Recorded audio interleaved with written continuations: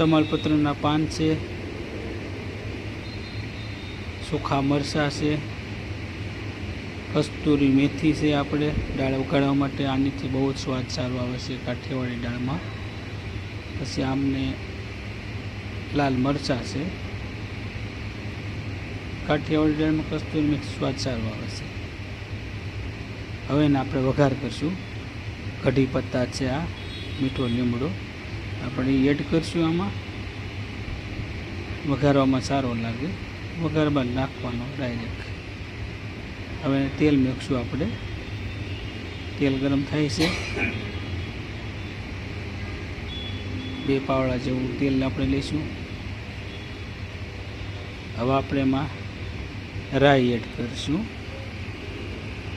તેલ ગરમ થઈ ગયું છે, બસ રાઈ નાખી, જીરું નાખશું, પછી થોડીક હિંગ નાખશું, પછી એને આપણે વઘાર નાખી દઈશું। હા, વઘાર નાખ્યું, હવે એને હલાવી નાખવાનું છે।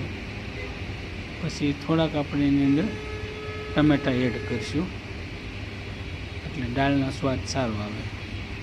ટમેટાં એડ કર્યા છે, આ ટમેટાં એડ કરી દીધા છે। ઓકે, બસ એનાથી આપણે દાળ કાઠિયાવાડી શુદ્ધ કાઠિયાવાડી દાળ, મીઠી દાળ।